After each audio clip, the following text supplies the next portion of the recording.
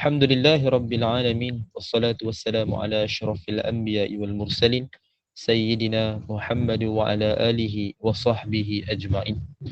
Man yahdihillahu fala mudilla lah wa man yudlil fala hadiya lah. Asyhadu an la ilaha illallah wahdahu la syarika lah. Wa asyhadu anna Muhammadan abduhu wa rasuluh. Allahumma salli ala Muhammad wa ala ali Muhammad kama sallaita ala Ibrahim wa ala ali Ibrahim. وبارك على محمد وعلى آل محمد كما باركت على إبراهيم وعلى آل إبراهيم في العالمين إنك حميد مجيد. اللهم افتح علينا حكمتك وانشر علينا من خزائن رحمتك يا أرحم الراحمين. رب اشرح لنا صدورنا ويسر لنا أمورنا واحلل عقدة من ألسنتنا يفقهوا أقوالنا. اللهم فقهنا في الدين وعلمنا التأويل. اللهم ارزقنا فهم النبيين وحفظ المرسلين وإلهام الملائكة المقربين يا فتاح يا عليم. افتح قلوبنا فتوح العارفين. سبحانك لا علم لنا إلا ما علمتنا إنك أنت العليم الحكيم. لا حول ولا قوة إلا بالله يا الله يا رحمن الرحيم. Berikanlah kepada kami kefahaman dalam menuntut ilmu pada pagi ini ya Allah. Permudahkanlah segala urusan kami, terimalah segala amal ibadah kami. Rahmatilah kami dengan rahmatmu, jauhkanlah kami daripada kemurkaanmu. Ya Allah ya Rahman ya Rahim, berikanlah kepada kami kekuatan untuk beramal dan berpegang teguh dengan sunnah-sunnah Nabi kami Nabi Muhammad sallallahu alaihi wasallam. Rabbana atina min ladunka rahmah wa hayyi lana min amrina rasyada. Rabbana atina fid dunya hasanah wa fil akhirati hasanah wa qina azabannar. Sallallahu ala sayyidina Muhammadin nabiyil ummi wa ala alihi wa sahbihi wa baraka wa sallam. Alhamdulillahi rabbil alamin. Amin ya rabbal alamin. Saya hormati Pupa Sabariah selaku pengajur SPAQ, Sahabat Pecinta Al-Quran. Seterusnya barisan moderator, para penaja, seterusnya muslimin muslimat, hadirin hadirat, ibu-ibu, ayah-ayah, jemaah serta keluarga SPAQ yang dirahmati Allah Azza wa Jalla sekalian. Alhamdulillah, pertamanya dan buat selamanya marilah kita merafakkan kesyukuran kehadrat Allah dengan sekurang-kurang lafaz Alhamdulillah di atas segala kurniaan dan nikmat ke atas kita, khususnya nikmat Islam dan iman yang masih kita kecapi sehingga ke saat ini. Mudah-mudahan ia berkekalan, ia berterusan sehinggalah ke akhir hayat kita, dan pelbagai lagi macam nikmat yang tak dapat pun kita hitung. Yang antara yang paling kita ada dan kadang-kadang kita tak berapa perasan ataupun tak menjaga dengan baik, iaitu nikmat kesihatan dan masa lapang. Seperti dalam hadis Al-Bukhari diberikan teguran, nikmatani maghbunun fihima katsirun minan nas, as-sihhatu wal faragh, atau kama qala. Dua nikmat yang sentiasa dilalaikan oleh kebanyakan manusia, iaitulah nikmat kesihatan dan juga masa lapang. Jadi ini Nabi berikan teguran kepada kita ibu-ibu ayah sekalian. Dua nikmat ini yang kita selalu abaikan ataupun tak manfaat dengan baik. Jadi disebut dalam hadis daripada Ibnu Abbas dalam Al-Bukhari 6412.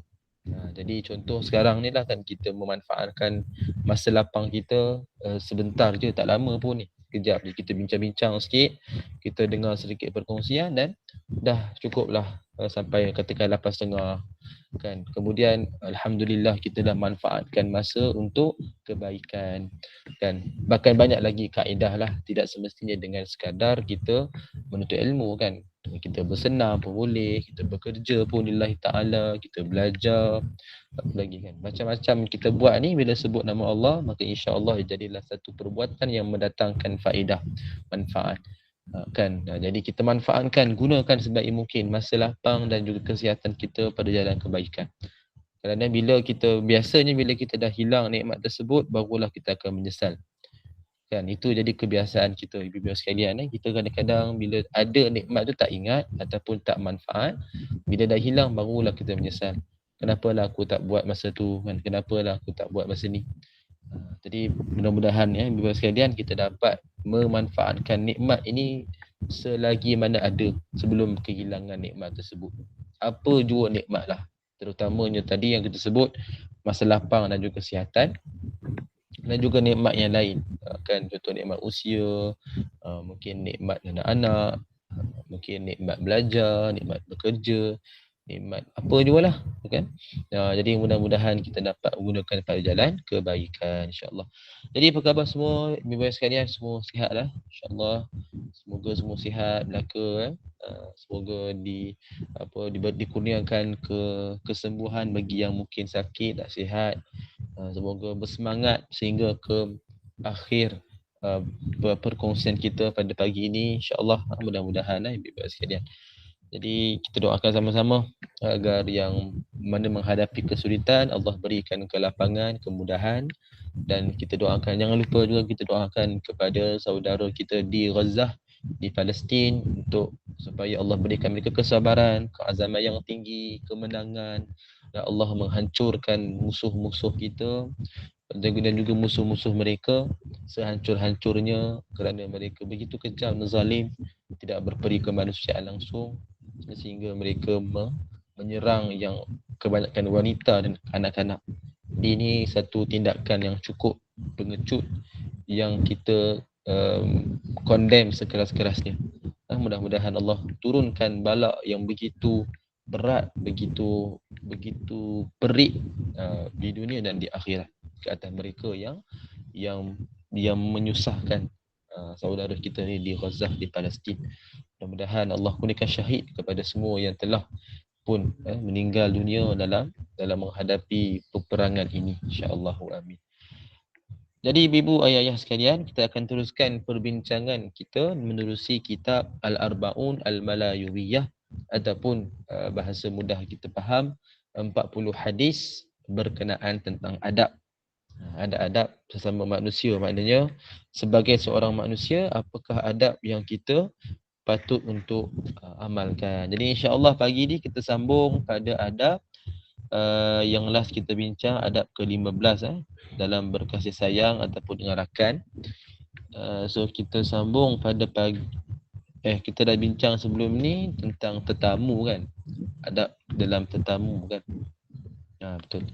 Jadi kita bincangkan pagi ni sambung pada adab yang ke-16, iaitu nama dia adalah adab dalam memudahkan ataupun dengan memudahkan urusan lain, urusan orang lain.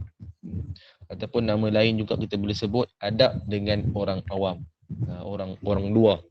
Apa adab yang kita patut amalkan, kita patut praktikkan. Kita tengok dulu hadis. Syekh meriwayatkan hadis ini dalam bab daripada gurunya, Syekhul Qadhi Al-Muammar Datuk Abdul Muttalib bin Haji Muhammad Ali dari Pekan Pahang, dengan sanad yang bersambung kepada Jabir bin Abdullah radhiyallahu anhu. Beliau berkata, Rasulullah sallallahu alaihi wasallam bersabda, yang bermaksud, semoga Allah merahmati seorang hamba yang memaafkan apabila dia menjual, memaafkan apabila dia menjadikan kongsi, dan memaafkan ketika dia menghakimi. Hadis sahih Ibnu Majah 2203. Jadi ibu ayah sekalian, ni hadis yang pertama tentang adab dalam ataupun dengan memudahkan urusan orang lain, ataupun adab dengan orang awam. Apa contoh situasi kita sebagai kita nak berinteraksi dengan orang awam? Contoh yang bekerja di sektor perkhidmatan awam lah, ataupun swasta pun, kan. Banyak melibatkan urusan dengan orang lain, orang luar yang kita tak kenal pun secara detail. Ada pun mungkin beberapa orang sahaja yang kita kenal dengan detail sedikit, kita dapat ke, kan. Mungkin sebab jiran, sebab mungkin ada hubungan saudara, mungkin kawan, kan. Tapi kebanyakannya adalah orang awam, orang luar, kan. Orang ketiga. Contoh yang bekerja lah di mana-mana sektor pun, kan. Bahkan kalau di hospital klinik pun betapa ramai pesakit yang datang, kan. Kalau bekerja di mana-mana unit pun, kalau yang melibatkan orang ramai datang, kan. So kita akan kita terlibat dalam berurusan. Kita ada transaksi urusan dengan yang kita sebut tadi, iaitu orang-orang luar, orang ketiga, kan, ataupun orang awam. Jadi apa yang kita patut amal ataupun kita jaga adab dengan mereka? Yang ni pertama berkenaan tentang satu sifat, iaitu memaafkan. memaafkan, yang mana Allah sayang kepada hamba dia, merahmati. Apabila dia suka untuk memberikan kemaafan, bukan suka meminta maaf, itu selalu buat salah. Kan ya, dia kalau memohon ampun kepada Allah itu lainlah, kan. Tapi bukan maknanya buat dosa minta ampun, buat dosa minta ampun, kan. Kita ni selalu melazimi istighfar, memohon keampunan dalam keadaan kita sebenarnya tidak berdosa pun, ataupun kita tidak buat banyak, ataupun kita kurang sangatlah. Cuma kita risau ada dosa-dosa yang kita tersembunyi, yang kita mungkin tak perasan. Lepas tu kita sangat-sangat sungguh-sungguh minta keampunan. Bukan maknanya buat dosa betul minta ampun, buat dosa minta ampun. Itu dah jadi satu kebiasaan, kan. Kita bukan nak buat macam tu. Jadi dalam urusan orang lain, kita selalu memaafkan orang lain. Selalu memaafkan. Contoh disebutkan tadi, apabila dia menjual, dia memaafkan. Apa maksud dia? Dalam urusan jual beli, kita perasan tak ibu-ibu sekalian, kebiasaannya penjual yang akan cuba sedaya upaya untuk menarik perhatian pelanggan, kan. Maknanya nak bagi betul-betul barang dia terjual. Cuba bayar lihat sekarang, zaman sekarang ni zaman banyak orang buat live, kan. Banyak media sosial ni ada live, TikTok live pun ada, Shopee live pun ada, Facebook tu dah dulu lagi, kan, jual benda-benda tu. Jadi banyak dah orang manfaatkan media sosial ni untuk buat live yang mana dia nak promosi barang-barang dia. Dan kadang-kadang orang minta murah, orang minta diskaun lah, orang minta free gift lah. Dia melayani je, kan. Maknanya dalam konsep apa, dia betul-betul nak mencari pelanggan, maka dia akan berusaha, kan, untuk menarik perhatian, dan dia akan memastikan barang dia tu terjual. Jadi kalau dalam proses dia menjual itu adalah sebarang cacat cela, maka dia mengamalkan konsep maafkanlah, kan. Sama juga dalam melakukan kongsi, kadang-kadang orang tidak berlaku adil, kan. Mungkin ada isu-isu yang tertentu lah, orang mungkin yalah mendapatkan kongsi, tapi kadang-kadang tak sama pun usaha yang digunakan, kan. Ada yang jadi kita panggil apa, sleeping partner, kan. Maknanya dia tak berapa bersemangat pun, kan. Contoh, kalau di peringkat orang buat bisnes ni lah yang terasa besar tu, kalau yang murah, yang rendah-rendah tu tak rasa sangat. Yang biasanya di peringkat tinggi ni, bila orang buat sesuatu macam bisnes ke apa, bila dia melibatkan dengan orang lain, sharing partner ke, kan, akan kongsi ni, betul bila ada yang tidak memberi kerjasama, kan, ada pula jenis yang curi tulang, adalah yang unsur-unsur tertentu, maka menyebabkan apa, kualiti tak sama, kan. Dan mungkin bayaran sama pula, bayaran dia dah persetujui sama-sama kena bahagi, kan, bahagi 3 sama-sama, tapi kualiti perkhidmatan tak sama, kan. Ada orang terpaksa buat lebih, kan, tapi kawan tu dapat pula sama macam biasa, tapi kerja dia tak setimpal dengan apa yang dapat. Jadi kita mengamalkan konsep memaafkanlah. Tapi dalam sambil-sambil maaf tu buatlah teguran, kan. Cuma kita bagi dia peluang. Orang kata apa, kita bagi dia peluang. Ini maksud dia. Bukan terus strict sangat, kan, sampai tak boleh, tak ada peluang kedua, kan. Kadang orang baru belajar, kadang orang tak perasan. Banyaklah dia punya faktor, kan. Ada orang bukan sengaja, ada orang memang anggap macam tu lah kena buat, kan. Jadi kita pula terus strict sangat, terus memarahi ke, kita memusuhi ke, maka tak wajarlah. Berikan peluang. Siapa pun kita bagi dia peluang. Apa je hubungan pun kita bagi mereka peluang untuk berubah. Tapi pastikan teguran tu dia buatlah. Jangan buat teguran dulu dengan baik-baik, nasihatkan, betul bagi dia peluang. Kemudian kalau masih berterusan, barulah kat situ kita terpaksa ambil keputusan. Tak boleh dah kita nak berkongsi-kongsi, kan. Tak boleh cari partner dah, sebab memang awak tak dengar apa yang kita bincangkan, tak ikut. Terpaksalah part ways, kan. Kita pisah, kita apa, kita berlainan lah, kita berpisah daripada urusan yang sama. Satu lagi, memaafkan ketika menghakimi. Dalam apa juga urusan kita nak memberikan satu penyelesaian pun, kita kena amalkan satu konsep, iaitu saling memaafkan. Sebab dalam konsep menghakimi ni, kita sebenarnya tak tahu pun sebenarnya apa yang berlaku. Cuma berdasarkan bukti, berdasarkan apa yang ada yang jelas, yang telah disebutkan, yang kita dilihat dengan mata kasar, kan. Walaupun kita rasa macam-macam tak salah orang ni kan, tapi bila bukti tu kukuh, maka terpaksa kita menghakimi juga. Kita ikutlah apa bukti yang telah nyata. Itu memang kaedah dia, tak ada orang boleh pertikai. Sebab tu orang yang tak bersalah, bila dia dituduh salah, dia kena sungguh-sungguh buktikan dia tak bersalah. Tuduh ni orang bukan tuduh suka-suka hati kan, ada bukti dia. Jadi bila dituduh dengan bukti, seorang tu kalau tak mengaku, dia kena sungguh-sungguh dia menyangkal dakwaan tu dengan dia kena bawa bukti. Kena bawa lah sebagai saksi ke bukti ke. So kita nak mudah cerita apa ibu sekalian, dalam kita memudahkan urusan orang lain, banyakkanlah kita memaafkan orang lain. Sebab yelah kata semakin ramai, semakin banyak ragam orang ni. Kan contoh kalau orang kerja di bahagian mana-mana unit yang ramai orang datang, contoh di hospital contoh kan. Hari-hari lain orang, patientnya lain, macam-macam ragam lah kan, macam-macam background datang. So kita janganlah dengan ikut emosi sangat sampai kita yang paling kesian, sedih bila dia marah orang lain, dia tunjuk kepada orang lain. Itu paling tak sesuai lah. Kalau seseorang tu pun dia kalau buat contoh buat perangai ke apa pun, kita tak perlulah sampai nak cakap kasar kan. Lagi kalau orang tu berusia kan, kita memberikan penghormatan, kena tenang selalu, kena relax. Kita kena fahami sebab ramai orang yang datang. Memang kita faham ramai orang datang, tapi jangan bagi alasan itu untuk kita memarahi sesuka hati. Kita tidak memaafkan. Kadang orang mungkin kita salah cakap berapa ke, kita rasa marah, kita tegas sangat dengan dia, tengking pun ada. So tak sesuai lah. Itu menyebabkan kita ni tidak mesra dengan orang kan. Itu antara adab yang kita kena jaga. Betul. Yang kedua, disebutkan juga daripada satu lagi hadis daripada Sayyidatina Aisyah radhiyallahu anha, yang mana beliau berkata, aku mendengar Rasulullah sallallahu alaihi wasallam bersabda, yang bermaksud, ya Allah, sesiapa yang memegang sebarang urusan umatku dan menyulitkan mereka, maka sulitkanlah dia. Sesiapa yang memegang sebarang urusan umatku dan memudahkan mereka, maka mudahkanlah dia.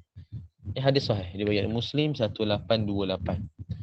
Ini kita boleh faham apa ibu-ibu sekalian, dalam kita memegang ataupun melayani urusan orang lain dalam kehidupan kita ini, kita kena amalkan satu konsep, mudahkan, jangan susahkan. Kan orang minta tolong kita kan, orang datang dia berurusan dengan kita in charge, kita yang bertugas kat situ, yang memegang amanah, yang mewakili seseorang. So kita kena memudahkan kan. Kata macam contoh urusan katalah nak pinjaman ke apa kan, urusan nak beli barang. So jangan kita ambil take for granted lah. Kita anggap dia dah fix dengan kita dah. Lepas tu kita pun tak melayani sangat kan, kita buat tak tahu, cari customer lain. Akhirnya orang yang telah kita fix tu yang dah bayar deposit, mungkin dah bayar full dah, tapi kita beri macam-macam alasan, dan nantilah, kemudianlah, tak siap apalah kan. Sebab apa? Kita duk fokus cari customer lain. Akhirnya urusan dia itu tergantung ataupun disusahkan. Dan kita dah rasa tak ada masalah sebab dia dah bayar dah. Dia dah bayar deposit dah untung kat kita. Dia dah bayar full dah. Untung kita dah, tak payah kita layan. Kan, jadi akhirnya kita tidak berlaku adil. Kadang-kadang berlaku macam ni kan, orang dia mementingkan dia punya diri dia berbanding urusan orang lain yang dia dah setuju nak uruskan. Kan patutnya adalah polisi dia kena siap dalam tempoh masa yang berapa lama kan.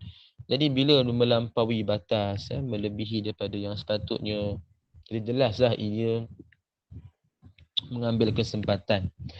Jadi sekarang kita jangan sampai kita ni menyusahkan orang lain. Mudahkanlah apa yang kita boleh mudahkan. Kan cepat-cepatkan tu cepatlah. Kadang kita menyusahkan orang lain, lagi-lagi kalau tanpa sebab ataupun kepentingan diri kita, itu lagilah tidak patut. Baik, kita lihat apa latar belakang bab ini. Bergaul dengan manusia dan bersabar atas gangguan mereka adalah lebih baik daripada duduk bersendirian. Ini adalah dengan syarat gangguan mereka tidak memudaratkan agama seseorang itu dah hari akhirat. Walaupun gangguan itu memberikan kesan kepada tubuh badan, sehingga dia merasa sakit. Bergaul dengan manusia adalah lebih baik daripada duduk bersendirian kerana seseorang yang bergaul dengan manusia, seseorang itu boleh memberikan manfaat kepada orang lain dengan memberi nasihat atau pertolongan. Selain itu, mereka yang bergaul dengan manusia berpeluang mendapat barakah yang didoakan oleh Nabi Muhammad SAW dan supaya Allah memudahkan urusannya. Baik, ada ibu sekalian, kita mungkin pernah dengar ada orang dia berpegang pada aku nak asingkan dirilah daripada orang lain. Aku nak duduk seorang, tak nak libat apa-apa dengan orang lain. Dia nak bersendirian saja. Dia tidak melibatkan diri dalam urusan orang ramai. Contoh orang jemput dia untuk apa-apa majlis ke apa, tak datang. Lepas tu buat apa-apa program pun tak datang. Kan? Dia pegang pada konsep, dia nak mengelak lah daripada orang lain, tak nak terlibat. Sebab dia anggap apa, kalau aku terlibat, mesti banyak lah cekadak dia. Kan nak uruskan tu lah, ada masalah ni lah yang tu. Akhirnya dia duduk bersendirian. Bersendirian ini, dia tidak memberikan manfaat, tidak mudarat kepada orang lain.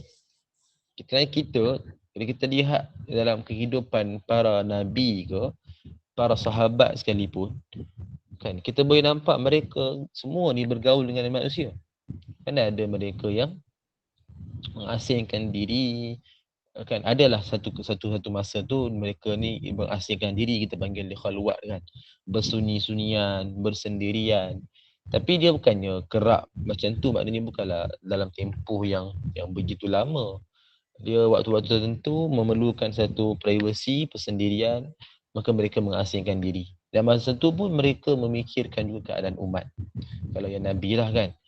Jadi bukan maksud dia kita mengasingkan diri sampai kita tidak mengambil berat langsung apa yang disebut, apa yang berlaku dengan sekeliling kita. Ini satu benda yang tak patut sebenarnya. Sebab ada orang dia anggap macam tu, dia kata ni dah akhir zaman, kan, tak payahlah kita ambil tahu apa-apa semua. Kita dari diri kita ialah solat di atas sejadah je. Kan? Itu walaupun nampak zahir macam bagus lah kan. Tapi dari sudut praktik tu, dia tidak tepat dengan kaedah dalam syariah. Sebab kita kena melibatkan diri kita dengan orang lain. Dia kena paling-paling memberikan manfaat kepada orang lain. Kan, ataupun menghilangkan mudarat daripada orang lain. Dia kena ada pergaulan dengan manusia. Tak boleh dah dia hanya sekadar diri dia sendiri, lepas tu dia mengasingkan diri. Jadi ini Bapak sekalian, ini tidaklah sesuai seperti mana dalam syariah. Dia mesti melibatkan dengan orang lain, cuma mengikut pada kemampuan dia lah. Apa yang dia boleh buat, dia buat. Kan, dia apa sekadar yang dia boleh buat, dia cuba buat, memudahkan orang lain. Cuma jangan sampai dia mengasingkan diri dan tidak melibatkan langsung. Ini sangat tidak bagus, sangat tidak baik. Kita lihat pengajaran. Kita sentiasa ingin mendapat doa daripada kedua ibu bapa dan orang-orang soleh. Namun jarang sekali kita berusaha untuk mendapatkan apa yang didoakan oleh Nabi SAW, malaikat ataupun Allah.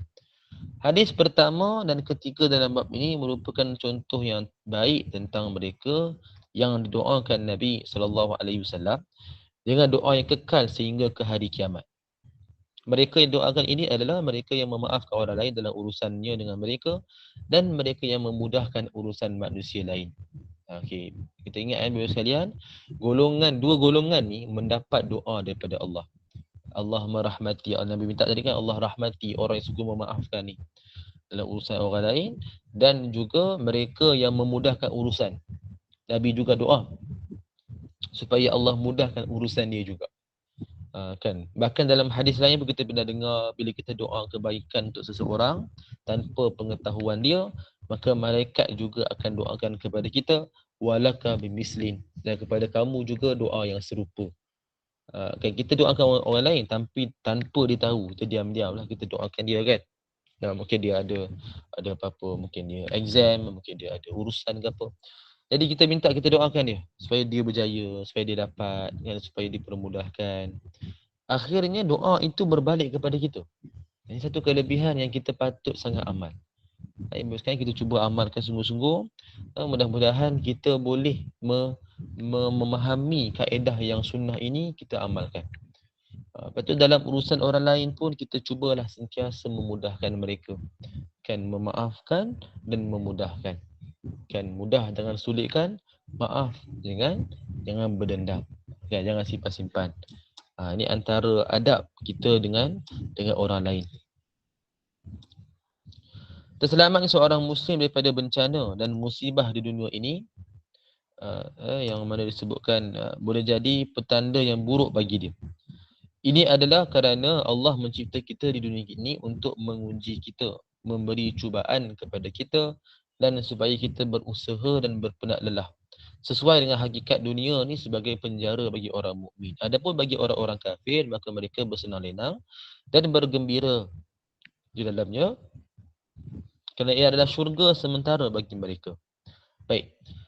Jadi bebas sekalian, ini satu simbolik kepada kehidupan kita kat dunia ni, yang sebagai seorang Muslim memang banyaklah kita menghadapi ujian. Dan ujian orang berbeza. Setiap orang ni ujian dia berbeza. Tapi dijanjikan bahawa Allah akan uji. Kan dalam surah Al-Ankabut pun Allah berikan teguran kan. Ahasiban nasu an yutraku an yaqulu amanna wa hum la yuftanun. Adakah manusia ni menyangka bahawa mereka ni akan dibiarkan begitu saja sekadar mereka berkata kami telah beriman? Sebut je slogan je kat bibir, kata kami beriman, kami ni orang mukmin, kami ni orang Islam. Tapi bila kita lihat apa bukti dia, maka Allah uji. Nak tengok sejauh manakah tahap keimanan, kesabaran kita. Sejauh mana kita percaya pada janji pertolongan Allah. Dan bila dia uji, barulah kita akan sedar. Barulah kadang-kadang pecah terbelang yang sebenar. Ada orang dia masih lagi istiqamah, ada orang dia mulalah kufur nikmat. Mula dah disalahkan Allah. Mulalah dia banding-bandingkan dengan orang lain. Kat situ kita nampak dia tidaklah ikhlas. Tidaklah betul-betul bersungguh-sungguh dalam kehidupan dia sebagai seorang Muslim. Dan kita perlu ingat bapak sekalian, kita sebagai seorang Muslim ni memang akan sentiasa diuji dengan sesuatu. Sebab itulah janji Allah. Itulah tanda yang mana Allah memberikan kita satu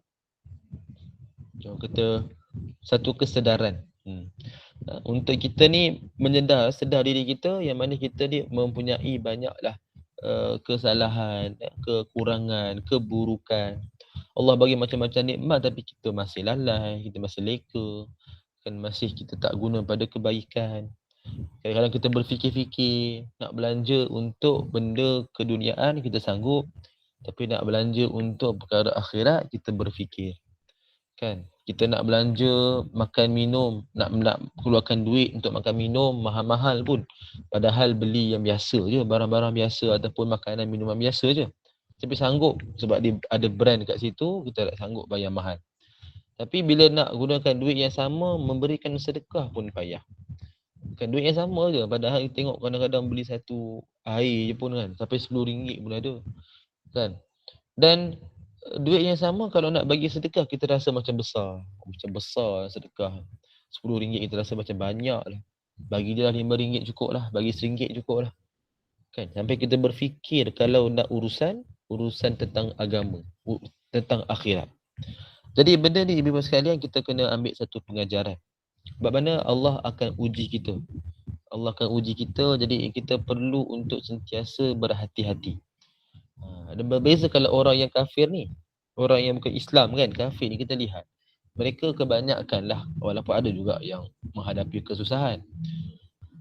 Tapi kebanyakan mereka, yang mana mereka menghadapi ataupun berada dalam keadaan yang senang. Kan kebanyakan mereka lah, baik yang Chinese, yang agama Buddha ataupun yang India, agama Hindu. Mereka banyaknya dalam keadaan yang begitu happy, kan fun, seronok sangat. Bila kita lihat kat situ, kita nampak yang mana Allah memberikan satu petanda yang mana mereka ni sentiasa diberikan kenikmatan. Rupanya kenikmatan itu menjadikan mereka lebih sesat, lebih jauh daripada Allah. Kan kalaulah diuji, mungkin adalah peringatan terhadap agama. Tapi sebab tak diuji, dia rasa happy kan. Kadang-kadang sampai bila diuji pula jadi lebih jahat. Sampai dibuat benda-benda yang tak bagus. Inilah beza antara kita dengan mereka. Betul, kita jangan risau bila kita diuji apa pula, apa ujian yang Allah bagi. Kita terus ingat, oh ni Allah uji ni, maknanya Allah nak berikan kita satu kebaikan. Kita sabarlah, cari jalan penyelesaian dan kita terima benda tu, cari jalan penyelesaian dan kita bersangka baik kepada Allah. Maknanya mesti ada sebab Allah berikan sesuatu musibah. Kita lihat pada satu lagi pengajaran. Telah ceritakan dalam hadis tentang seorang lelaki yang dimasukkan ke dalam syurga kerana dia memudahkan urusannya ketika berjual beli dengan manusia. Lelaki yang dilindungi Allah di bawah lindungan arasy Allah kerana dia memanjangkan tempoh bayaran hutang bagi penghutang yang menghadapi kesukaran membayarnya. Lelaki yang menyampaikan hajat saudaranya lantas Allah meneguhkan kakinya sewaktu melintasi titian sirat. Dan lelaki yang menghalalkan hutang orang yang berhutang kepadanya lantas Allah melepaskannya daripada azab. Ini menunjukkan bahawa banyak kelebihan yang diperolehi dengan sebab memudahkan urusan sesama manusia. Jadi bapak sekalian, ini kita nak buat benda ni, dia memerlukan satu jiwa yang besar. Kan bukan senang kita nak tolong orang ni ikhlas macam tu je. Kan kita biasa tolong orang ni, dia mesti ada sebab dia. Biasanya lah. Sebab apa? Kita nak ada kepentingan kita. Oh tolong dia ni, dapat nama sikit. Tolong dia ni, kita harap ataupun kita nak buat deal akan datang, dia tolong kita pula. Kan tolong dia ni, kita mungkin maknanya ada something kepentingan kita nak dapat. Kan dia bukan semata-mata tolong sebab apa ni tolong. Sebab tak apalah dia kawan baik. Jaranglah kita dengar macam tu. Kan tolong ni kerana dia ikhlas lah. Dia macam tak apa, aku buat je kan. Kau kan kawan-kawan aku baik kan, kau jiran aku, kau rapat dengan aku. Jadi jarang kita nak dengar macam ni. Lagi kalau bab melibatkan duit lah, melibatkan dengan barang, harta benda, duit kan, lagi susah orang nak bagi macam tu sahaja. Tapi inilah contoh keadaan kita memudahkan orang lain. Kan kita memudahkan urusan, contoh ketika berjual beli, ketika kita memberikan hutang, kita ada yang orang halalkan terus, ada yang bagi masa tambahan. Jadi ini semua kita kata adalah bentuk kita nak memudahkan orang lain. So kita berikan satu kelonggaran kepada dia. Maknanya kita atas ihsan kita lah. Dia ikhlas, bukan dia ada sebab-sebab. Bukan dia kata dia menambahkan hutang, tempoh bayar hutang tapi kena denda. Itu lain lah, itu nampak sangat lah dia punya sebab dia lain. Tapi dia bagi chance, tak apalah kan, kau baru hilang kerja, kau baru diuji dengan mungkin kesakitan, kau baru diuji dengan anak tak sihat ke, hantar hospital ke, isteri mungkin hantar masuk ICU ke. Jadi kita memahami keadaan dia tak boleh bayar hutang, so kita bagi dia masa. Atau kita bagi dia tak apalah, diskaun sikit lah bulan ni, bayar separuh je. Kan contoh. So benda-benda ni memerlukan jiwa yang besar. Bukan senang kita nak terus buat macam tu. Kita kadang kita berfikir berkali-kali dan kita buat pun mesti ada sebab. Jadi kalau orang betul-betul buat lillahi ta'ala ni, maka Allah akan mudahkan dia. Dia mudahkan urusan orang lain. Allah mudahkan urusan dia. Kan kita memberi contoh, kita memberikan makan kepada orang lain, kita memberikan makan kepada haiwan, kan, maka Allah akan menjadikan itu asbab kita dapat kebaikan. Jadi jangan kita rasa takut, kita rasa malu, kita rasa risau bila buat benda baik. Tak payah risau. Walaupun mungkin kat dunia, kat mata orang, kat sisi masyarakat kita mungkin tak dapatlah penghargaan. Tapi di sisi Allah selamat dan ganjaran dia. Kita tak perlu risau kan. Kita dah dapat dua-dua lagi untunglah. Dunia pun dapat, akhirat pun dapat kan. Tapi kalau contoh dunia tak dapat, kita dah usaha, dah terbaik apa semua tak dapat, tapi jangan risau. Kita buat lillahi ta'ala, maka di sisi Allah kita akan dibalas. Jadi ini adab dengan orang awam ataupun adab dalam memudahkan urusan orang lain. Jadi apa kesimpulannya Bapak sekalian? Kesimpulannya adalah kita pastikanlah dalam kita menguruskan sesuatu urusan berkenaan orang lain, kita seboleh-boleh cubalah untuk memudahkan mereka. Janganlah sampai kita tidak tidak indah, tidak memberikan satu kemudahan, kan kita susahkan pula. Itu lebih dahsyat lah. Kalau orang yang dia ikut apa yang telah janjikan, tak apa. Contoh buat hutang kan, kita ikut je, okay, dah janji macam ni, kena ikut macam ni, tak apa lagi lah. Walaupun mungkin dia tak mudah kan, tapi ada orang dia terbalik pula, dia menyusahkan pula, letak syarat kan, tak bayar ni kan. Contoh kita dah tak memudahkan, kita susahkan orang lain pula. Kena denda terus ni kan, kita tiba-tiba shortkan masa nak bayar pula, kan tiba-tiba minta duit pula, report lah. Jadi kita kalau tak memudahkan orang lain pun jangan susahkan lah kan. Susahkan ni kita susahkan orang lain pada hari ni, takut satu hari nanti Allah pula yang susahkan kita. Betul, kita jaga adab yang sekalian, kita cuba kita amalkan. Bagi kita satu lagi, adab dengan Nabi Muhammad sallallahu alaihi wasallam. Baik, pertama sekali bimbingan sekalian, adab dengan Nabi ni, bila kita nak sebut nama Nabi, kita biasakan bila tak sebut sallallahu alaihi wasallam ni, kita letakkan tulisan itu dalam bentuk kalimah sallallahu alaihi wasallam. Macam Ibu lihat, kalau saya letak dalam hadis ni pun saya letak SAW. Sebab ni saya ambil daripada kitab lah. Apa yang ada tulis oleh kitab tu saya transferkan balik kat sini. Tapi ada yang saya ubah, macam atas kali tu saya ubah. Sallallahu alaihi wasallam ni kita bagi dalam bentuk simbol. Maknanya ada kalimah dia, sallallahu alaihi wasallam. Jadi seboleh-boleh kita ambil yang tu, yang first lah kita amalkan. Bila sebut nama Nabi ni dalam media sosial ni, kita sebutkan jugalah sallallahu alaihi wasallam. Dan kalau panjang sangat nak tulis macam biasa, ambil simbol, ada simbol. Kalau tak tahu nak tekan apa, alternate FDFA, tak tahu kan, tengok dalam Google, tulis je sallallahu alaihi wasallam simbol. Nanti copy lah simbol tu, paste dalam WhatsApp, paste dalam media sosial. Bila kita nak post tentang Nabi, masukkan simbol tu. Jadi kita boleh cuba amalkan pelan-pelan, insya-Allah. Bagi kita lihat dalam hadis ini daripada guru Syekh Al-Waqur Al-Muammar Abdul Wahab bin Haji Hasan, yang dikenali sebagai Ustaz Awang dari Parit Panjang, Kedah. Sanad yang bersambung kepada Anas bin Malik radhiyallahu anhu. Beliau kata, terdapat seorang anak muda beragama Yahudi yang berkhidmat untuk Rasulullah sallallahu alaihi wasallam. Pada satu hari dia terjatuh sakit. Rasulullah datang menziarahinya lalu duduk dekat dengan kepalanya, lantas berkata, masuklah kamu ke dalam agama Islam.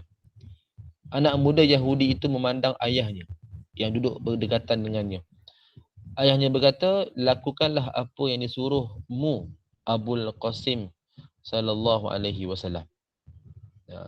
Jadi ayat ni, anak muda Yahudi itu pun lalu memeluk agama Islam. Nabi Muhammad keluar daripada rumah dan berkata, segala puji bagi Allah, alhamdulillah, yang menyelamatkannya daripada api neraka.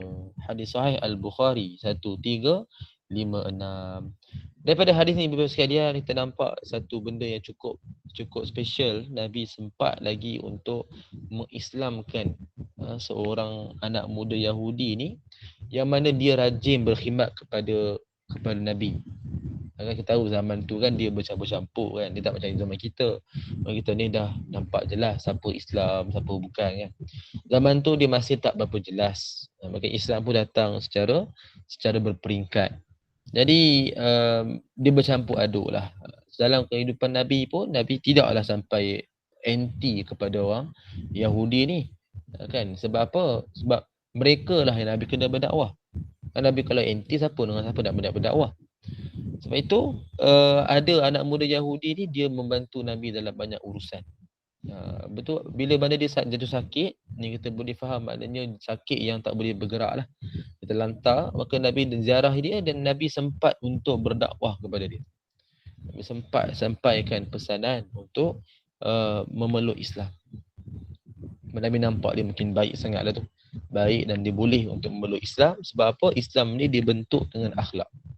Bila kita nampak akhlak seseorang ni baik, sebenarnya dia mudah tertarik kepada Islam. Sebenarnya bila zaman sekarang kita pun, kita nampak ada kawan kita yang bukan Islam, ada jiran kita yang macam tu, mungkin ada saudara mara yang jauh macam tu. Sebenarnya kalau dia betul-betul berakhlak mulia, maka dia akan mudah tertarik kepada Islam. Sebab apa? Agama ni dibentuk dengan akhlak. Kan Nabi sebut dalam hadis kan, innama bu'istu li utammima salihal akhlak. Sesungguhnya aku dibangkitkan untuk menyempurnakan sebaik-baik akhlak. Maknanya ibu sekalian apa dia? Kita nak menunjukkan identiti sebagai seorang Muslim ni adalah dengan akhlak. Itulah dia punya kesan. Kita amalkan pelbagai macam amalan, kita belajar pelbagai macam ilmu. Sebenarnya dia akan memberikan kesan kita akan berakhlak yang mulia. Betul, kita rasa hairan bila orang yang kita kata dia belajar banyak agama, banyak ilmu agama, dia amal macam-macam amalan sunnah semua. Tapi kita rasa hairan kalau jelas bercakap lagi kotor, bercakap lagi ada unsur-unsur maksiat, menghina orang ke, buat benda-benda yang maksiat. Dengan lain terang-terangan kalau dia buat secara bersendirian itu, kita faham dia malu dan insya-Allah dia nak cuba berubah lah. Kan kita kata maknanya dia boleh, insya-Allah dia boleh berubah. Dia ada rasa malu tu, dia selamat lagi lah kat diri dia. Tapi bila dah sampai dia ilmu agama tinggi, hebat kan, amalan pun banyak, tapi dia boleh pula buat sesuatu benda maksiat dengan jelas. Jadi ini menunjukkan agama kita ni tidak sempurna. Maknanya agama kehidupan kita ni, bukan agama tu tak sempurna, agama yang kita praktikkan itu tidak sempurna. Betul ibu sekalian, kita perlu ingatlah kesan daripada kita belajar, kita amal adalah kepada akhlak kita. Bagaimana kita punya akhlak dengan orang lain.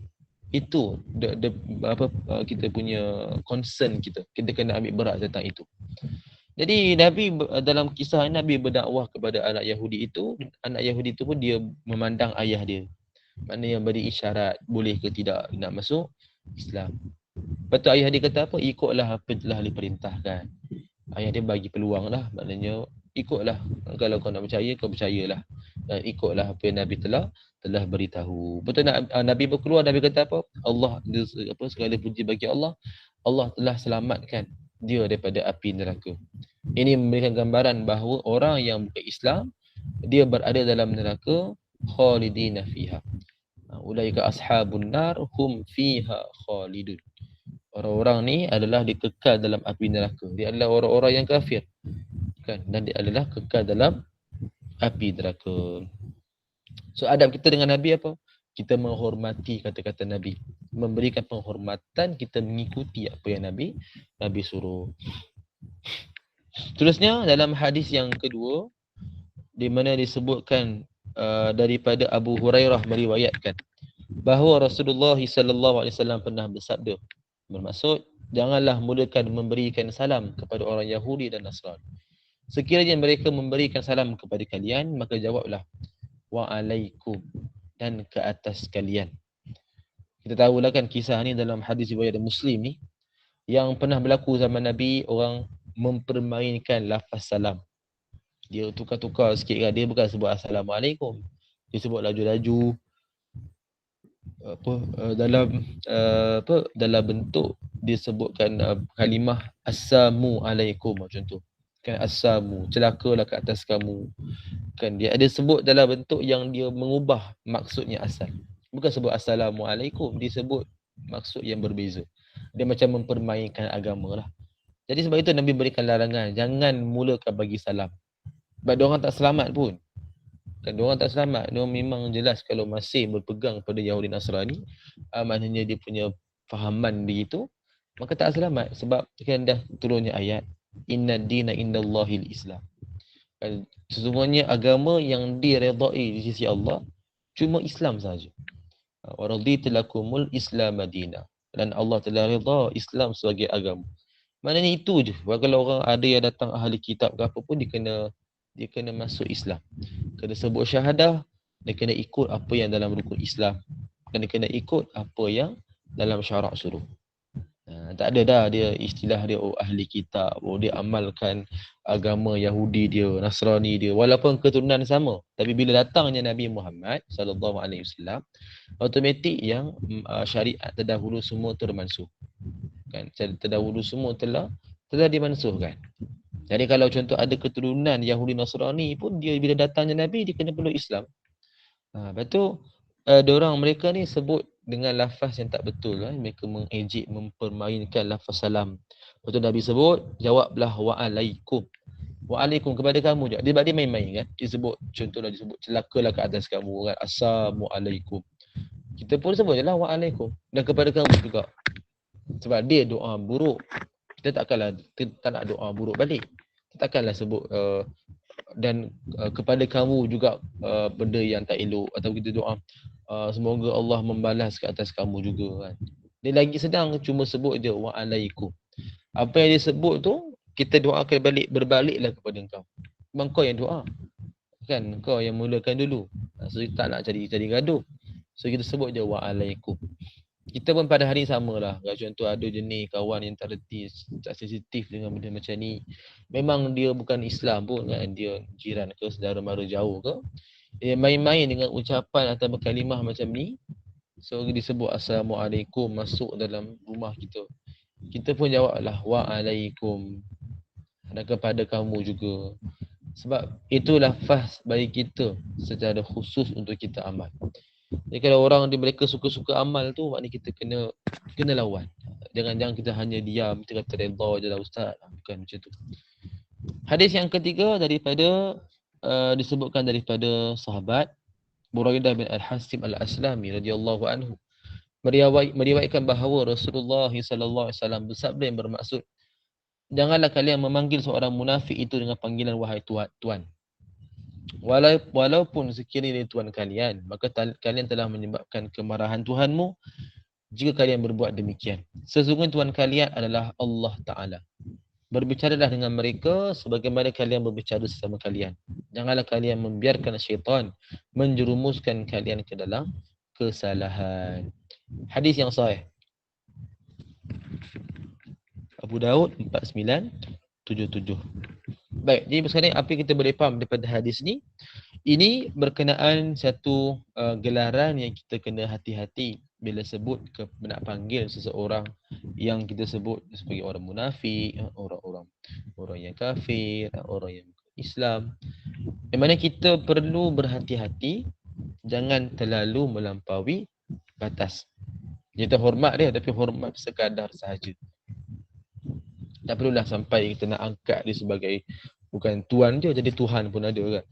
Over claim lah sebab dia banyak bantu kita kan, dia banyak tolong, dia banyak berikan kita peluang untuk bekerja dengan baik, perkhidmatan cemerlang. Jadi jangan sampai kita ni mengangkat dia lebih-lebih. Dia kenalah sekadar sahaja. Jadi itu antara adab yang kita patut amal. Maknanya janganlah terlalu mengangkat orang. Okey, baik. Tadi apa yang latar belakang bab ni? Antara amalan hati yang dapat dirasai kesan dalam kata-kata dan perbuatan adalah cinta, kasih sayang dan eratnya hubungan sesama mukmin. Adapun musuh-musuh Allah, amalan yang semisal dengannya adalah kebencian dan menjauhkan diri daripada mereka. Syariah Islam memerintahkan kita untuk berurusan dengan baik terhadap orang-orang yang berbuat maksiat, orang-orang munafik dan orang-orang kafir. Sama ada mereka merupakan ahli kitab ataupun tidak. Kesemua ini telah ditetapkan cara-cara bagi setiap umatnya. So kita kena berlaku baik. Tak ada alasan dia orang kafir munafik kita nak buat jahat. Kalau dia buat jahat pun kita tak ada hak nak balas kejahatan yang sama. Kan? Kecuali kalau dia menepatilah kaedah macam jenayah, pekisas, itu lainlah, kita dah masuk dalam bab jenayah. Tapi kalau sekadar dia mengejek kita, dia sekadar kita mengusik kita, dia menghina, so kita tak ada hak nak cakap benda yang sama ke atas mereka. Kan? Sebab kita pun akan ikut benda yang sama. Jadi tak baguslah, kata tidak baik, tak begitu. Kita lihat pengajaran sebagai penutup untuk bagi ni. Tidak menjadi masalah bagi seorang Muslim untuk berjual beli dengan orang yang bukan Islam. Seorang Muslim itu seharusnya menjadikan dakwah kepada Allah sebagai asas hubungannya dengan mereka yang bukan Muslim. Ini direalisasikan melalui layanan yang baik kepada mereka, menyampaikan pengetahuan tentang Islam dengan hikmah, dengan bijak-bijak dan contoh tauladan yang baik kepada mereka.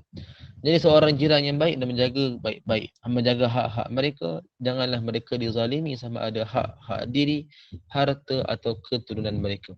Tidaklah juga menjadi masalah untuk kita bertanya tentang khabar mereka dan ahli keluarga mereka ataupun untuk memenuhi undangan mereka asalkan makanan yang hidangan itu adalah makanan yang halal.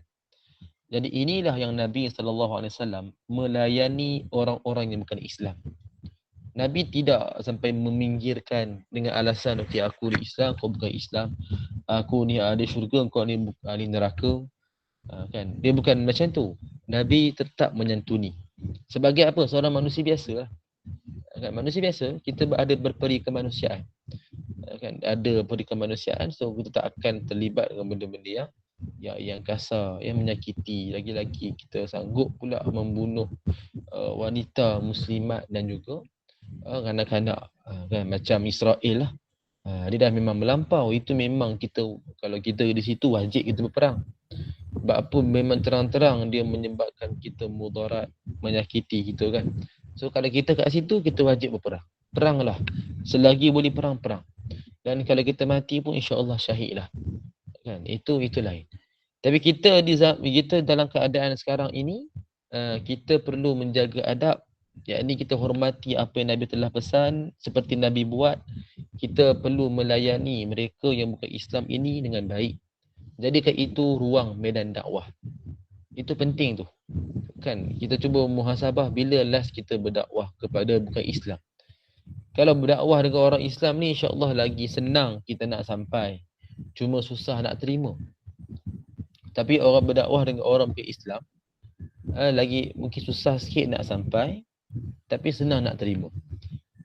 Susah sampai sebab apa? Sebab kita tak berusaha mencarinya. Kita tidak berusaha untuk menetapkannya. Kita anggap tak apalah, kita hidup ni kan, teruskan kehidupan, cari rezeki sahaja. Sedangkan kita lupa tanggungjawab khalifah itu kat atas kita semua. Kita kena juga terlibat diri dalam perkara-perkara begitu. Sampaikan ilmu, amal-amalan yang banyak. Jangan sampai kita pun nampak orang buat macam tu, kita pun tinggalkan sahaja. Akhirnya kita melakukan perkara yang tidak baik. Jadi macam itulah, misalnya kita ambil sama-sama ambil manfaat, kita ambillah kefahaman. Yang ni dalam kita melayani orang bukan Islam, jangan sampai terlalu negatif sangat. Kita kena ada ruang untuk kita berbincang, berbahas, kita untuk berkongsi-kongsi pandangan. Jadikan itu medan kita berdakwah. Kan, medan kita berdakwah, tapi taklah direct sangat. Kita tapis-tapis lah.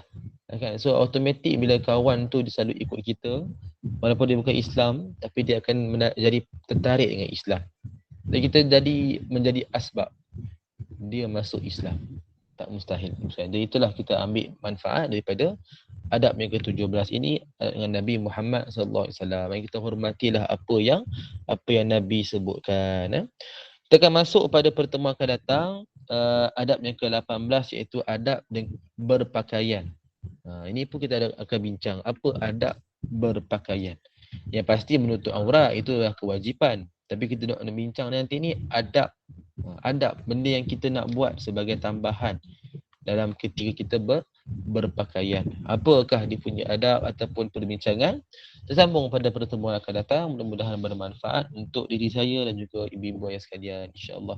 Wallahu taala a'lam wa ilmuhu wa atam. A'udzubillahi samiil alim minasyaitonir rajim. Bismillahirrahmanirrahim. Alhamdulillahirabbil alamin wassalatu wassalamu ala asyrafil anbiya'i wal mursalin sayyidina Muhammad wa ala alihi wa sahbihi ajma'in. Allahumma inna nastawdi'uka ما علمتنا فردده إلينا عند حاجتنا إليه ولا تنسينه يا الله يا رب العالمين. ربنا آتنا في الدنيا حسنة وفي الآخرة حسنة وقنا عذاب النار. وصلى الله على سيدنا محمد النبي الأمي وعلى آله وصحبه وبارك وسلم. الحمد لله رب العالمين. آمين يا رب العالمين. أقول قولي هذا ونستغفر الله العظيم لي ولكم. سبحان الله وبحمدك لا إله إلا أنت أستغفرك وأتوب إليك. بسم الله الرحمن الرحيم. والعصر إن الإنسان لفي خسر إلا الذين آمنوا وعملوا الصالحات وتواصوا بالحق وتواصوا بالصبر. والسلام عليكم ورحمة الله وبركاته.